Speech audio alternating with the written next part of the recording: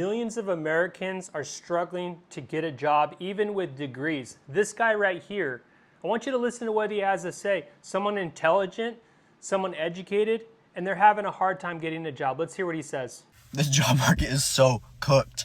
I have a degree in chemical engineering. Spent 4 years of my life getting this degree, by the way. And I can't get a job anywhere. I've applied to so many different engineering firms. I just cannot get a job. So then I started applying to places like Walmart and McDonald's, and I've been rejected from all of them. Every single one. I spent 4 years of my life for this degree, and I can't even get a job that pays $14 an hour. And it's not like I don't have experience in the field, because I worked at Walmart in high school. I worked at McDonald's in high school. I worked at both these places. I can't find a job still. And I've been trying to tell my parents about it. Did you walk in and try to apply inside? I was like, what do you think I've been doing? I've literally had to resort to filing class action lawsuits on claimmoney.com to pay my rent. In what world does someone with a college degree need to rely on class action lawsuits to be able to live? I literally don't know what I'd do without that stupid website. I'd literally be in a box on the side of the road with my little degree holding it up to the cars that pass by. You probably felt that.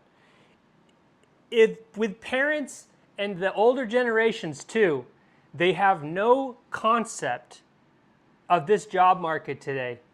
For a lot of people that are still working, a lot of them are retired, and they can't comprehend what the market is today. They can't comprehend the economy, and that they're like, well, there's a ton of help wanted signs and stuff. It's just the smoke and mirrors. And what this guy is saying, I was going to say that whenever you get a new job, you're still going to have to learn the on-the-job training and how to do that specific job, even in McDonald's. It doesn't matter if you have a degree, it doesn't matter what your training is if it's not for that, because you're going to have to learn it anyway because it's something new. That's what happens when you need something new. You have to learn it. But then he said that he already had worked there as well. And the fact is that tells you a lot, that they have experience even in that and still can't get a job. And that's unbelievably frustrating. And a lot of you watching, I know that you're in this situation where you're kind of in this moment of decision. Do you cut back more? Do you get a second job? Do you start an online business? If you can't get a job, then what are you going to do? The first thing I would do is to be able to assess the situation and decide, okay, how do I pivot moving forward? And to help you guys, when I got laid off from my job, I didn't know what I was going to do. I was training to do another job, and I decided, that's just going to be another dead end. So long story short, I ended up starting an online business, and within the first 90 days, I was able to replace my income from the job loss. And so I want to save you guys some time and money. So if you click the first link into the description, I put together a blueprint that's going to help you over the next 90 days. And it's going to be a checklist so you can see what do I need to do and when. It's to save you time and money. It's free. You can grab it in the first link in the description. So with that, let's go ahead and continue on. Employers can't find workers and new grads can't find jobs, and it's not AI, so what is it? There is an increasing mismatch between what college offers and what employers require for entry-level roles. Employers want to hire recent grads who already have all of the skills to do these roles. This article also mentions that we've funneled a lot of college kids through the business and finance route, and now there's very few of those roles available. We need colleges to change their value proposition, and we need employers to invest in training for new hires. The article and other sources are predicting an upcoming massive labor shortage in roles including nurses, physicians, mental health counselors, engineers, pharmacists, and they cite the declining birth rate and record numbers of retirees as contributing to this labor shortage, but there's more to the story. Let's talk about what this article doesn't say. When we look at some of these roles that are going to be experiencing a historic labor shortage, like nurse, teacher, and mental health counselor, these roles are female-dominated, often severely underpaid, and under-resourced. As long as these roles continue to be underpaid, under-resourced, and cause the employees to be experiencing significant burnout, we're not going to see an uptick in interest anytime soon. I agree with her with what she's saying on the colleges need to shift how they're doing things. The rise of costs of going to college versus what it used to be 20, 30 years ago is just absolutely mind-boggling. And on one hand, it's as if it's so much of a scam, but there are some positions and there's some careers out there that you do need some kind of training, and college is beneficial. And it's just difficult because you have these massive costs. And then, as she was saying, with some of the other jobs, they don't pay enough, and so then you're struggling even in your job, and it's not providing you even any sort of life whatsoever. So people are still grabbing for straws to figure out what to do. Guess what happened to me this week? I finally landed a job interview after I don't know how many applications I put down, probably in the hundreds at this point. I have a better chance at winning the lottery before I even get an acceptance email from a damn company. But regardless, I finally got an interview, so kudos to me. The interview is scheduled for 2 p.m. I show up at 1:45 p.m., 15 minutes early. I'm trying to give a first good impression because at this point, I don't care where I work. I'm just trying to find a job and I'm trying to do everything in my power to actually get this, okay? I go to the front desk, tell them why I'm there, obviously, and they tell me to go onto the side, and I went on the side and I just waited. To paint the scene, there's TVs everywhere. I'm not seeing the business because I do not want them to go under fire or anything, so yeah, I'm not telling you that. But baseball was on one of the TVs. I was looking at that. I was trying not to be on my phone, trying to look at the time because, I mean, why am I on my phone at an interview? I'm just not going to do that because that's a bad impression in my opinion. But even though I was there 15 minutes early, it still felt a little bit too long, so I ended up looking on my phone, and guess what time it was? The clock said 2:15. To be honest, I don't even know when he actually walked in. It was probably 2:17 or 2:20, but I don't even know. I don't even care. Maybe I'm being dramatic, but that has never happened to me in an interview, especially a manager. I've never had that happen. I mean, maybe one of you guys had a worse experience where somebody doesn't show up for 30 minutes or 45 minutes. I have no idea, but all I know is that that has never happened to me before, and I think that is just absolutely stupid. I greet the manager, introduce myself, give him the resume. At least I think he was a manager. I have no idea. I'm gonna tell you right now. He asked for my schedule. I give him my schedule. He says, oh, you're probably better in this department. And I'm like, okay, cool. I just need a job. I really don't care. I need a job. Then he proceeds to tell me, I'm not the hiring manager. Great. Who are you then? I obviously didn't say that in the interview. I was like, oh, okay, cool. Dude proceeds to tell me that he doesn't even know if they are hiring. I just drove 30 minutes to your job. How do you not know if you're hiring or not? How do you not know? You just wasted my time. I'm getting interviewed. But anyways, the interview's over. He tells me, yo, I will let you know by Tuesday or Wednesday. I just gotta talk to the hiring manager. Tuesday goes by, nothing. Wednesday all day, nothing. I'm waiting. 11 p.m. rolls by. Finally, I got an email. Guess what that email was? A rejection letter. I didn't even have a chance. I barely even had a chance. Mind you, they didn't even ask any interview questions. Bro's not even the manager. Bro's not even the hiring manager. I still do not know who this dude was. So I'm here to tell you that I'm completely frustrated and I have no idea what to do because I cannot get a job. If that story does not inspire you to start an online business and get away from the corporate world or having a boss, I don't know what will. That is so irritating, and the incompetence of the business is just mind-bending. And of course, they don't care about his time. You know, they don't care about him having to drive out there. It's just, it seems like everything is just collapsing. And yet, a lot of people are figured out, like, what do we do about this? Get out of the work world, start an online business, get rid of your boss as soon as possible, do whatever you got to do to make that happen. Because I walked into an interview before and I remember it being a little late, and I came in early and all that, but it's like, are you even hiring?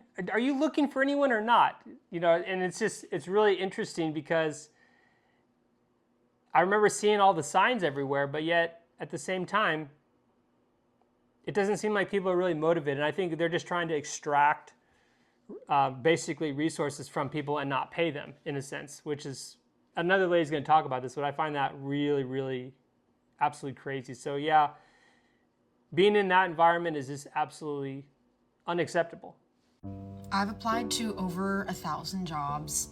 This is going to be a very vulnerable post, and every single company that I have interviewed with has ghosted me. I've gone in for in-person interviews and been ghosted. I've had companies do more than 5 rounds and ghost me. I got laid off in May, and I'm at a point where I literally don't know what to do. For context, I graduated in December. I have a degree in English, a minor in business, and a minor in creative writing. I have marketing experience. I worked at a tech startup, so that 0 to 1 vibe. I'm very familiar with fast-paced work. I I've run my resume through AI multiple times to make sure that companies are able to scan them with their AI tools. I know it's not my resume because I've been getting a few interviews, but I worked my ass off in college, and I literally don't know what to do. I have nowhere to go. I can't do anything. I have no money. I don't know what to do. It's heartbreaking to see the defeat with so many people, and it's all around the country right now. And one of the problems with college, and she said she applied for 1,000 jobs. I mean, the generations ahead would not understand this whatsoever, not even close. But then you have to listen to lectures, and it's just discouraging to see so many people struggling. And with college, one of the things that they do is, they when you go to college, you're going to a specific field, and they train you in a certain way, not the on-the-job training, of course, but the area they supposedly train you for, a career field. But the thing is, what they don't do is they don't teach a whole lot of critical thinking. In other words, at this point in time in our world in 2026, it would be helpful for college grads and really everyone to understand, okay, if you can't get a job, then what? How do you create income? How do you take something that you already know or that you can learn and teach others and get paid for it? Create either digital products or a community or anything that provides value that people are willing to pay for. Those are things they don't teach you in college. Now, they may in some of the business areas. I went to business school, and you learn some things, but really the things that I took away more was doing internships. When I was 22, I ran an entire business, basically door-to-door sales, and went the entire process was something that I did, and I did that in college. To me, that was more important than anything I ever learned in college whatsoever. So it's just discouraging to see, people, it's like they've been set up. They've gone to school, they've spent all this money on college, and you think you're getting a job, you think that you're being qualified for it, but they don't tell you, well, it's hard to find a job when you're done. They got their money. The colleges got their money, and their endowments are absolutely ludicrous, but it's just hard to see so many people struggling, and I hope people get inspired to say, you know what? Let this be the moment where I start my own thing. That's what I'd like to see. That's what this channel is all about. You know what? I just realized why people can't find jobs. And I am Gen X. I'm not a boomer. I'm not going to tell you to go take your resume into these companies. Not going to do that. But, and I'm not saying this from the outside looking in, I actually went through 2 assessments for a job that has 4 steps. And let me tell you something. The job market is not just broken. It's extracting free labor from people and calling it a process. Because what they ask you to do now, apply. Upload the resume, rewrite what's already on the resume, take a personality test, take a skills test, do the assessment, build a deck, analyze a client profile, create the strategy, write the response, show your judgment, prove your taste, prove your communication style, prove your ability to think on your feet, and by the time you're done, you've already done the actual work for free. And then they have the nerve to say, don't use AI. But the whole process is being filtered by automation. So let me get this straight. The companies can use its systems, filters, platforms, assessments, automation to screen people, but the applicant is supposed to sit there and manually produce unpaid strategy work like it's 1988? No. That is not a hiring process. That is extraction with a job title attached to it. And this is why I'm no longer looking at people sideways when they say they can't find work. because a lot of people aren't lazy. A lot of people aren't unqualified. A lot of people are not lacking talent. They're fucking tired. They're burned out, being asked to perform a job before they even offer the job. They're doing unpaid consulting, because that's what I just did on the second assessment.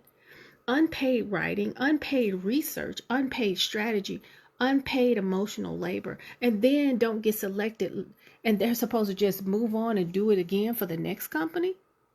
At some point, we have to call it what it is. The labor market has become an audition economy, and regular people have been asking to prove their worth over and over again, while rent, food, insurance, and basic survival costs keep going up. That is not normal. That is not sustainable, and it's definitely not a reflection of your value.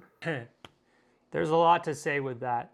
First of all, four different interview processes, or 4 rounds. When I was looking for work, I never went through 4 rounds. That has changed over the years, especially in the recent years. And what she says about them extracting is 100% correct. You're basically having to prove you can do the job without the training. They're trying to extract ideas, just like what she said. And that video from her just kind of makes my blood boil, because it really shows kind of this getting the job and the worker, the corporation and the worker, it's like enemies. And they have so much leverage that they can require and request, if you want the job, you're going to do the things and jump through the hoops that they tell you to. And this is one of the biggest things why I realize that a lot of people, you can make money, maybe just not in that kind of field. Maybe you're going to just have to take something that you know or you can learn and create your own online business. A lot of the skills, a lot of entrepreneurs, they have ideas and they have, things that they want to do, and they want to have a little more, control over the future. They'll take the extra risks, which having a job is a risk, but anyways. And they realize all these nitty-gritty things that a job is requiring, they don't know how to do a lot of that stuff. No, a lot of people don't. You have to learn all that. But the fact is that it's just a different path. And as everyone's getting squeezed and squeezed and squeezed, you're still going to have to learn the AI tools. You're still going to have to learn how to work with them, whether it's a job or not, most likely, especially in the next couple of years. But the fact is that people are tired, and they need to gain some leverage, and they need to make money outside of the system, which what I mean by the system, I'm talking about having a boss and get paid by your boss, and he can let you go at any moment. To move as far away from that as humanly possible is the goal. So again, if that doesn't inspire you to start your own thing, I just find it so irritating how many steps they require you to go through to get a job, or you get through the interview process, and the things that they're requiring of you to do before you even have a job is just mind-blowing to me. It's just seemed to change so dramatically over the years. How hard it is. Like, the job market is so horrible right now, okay?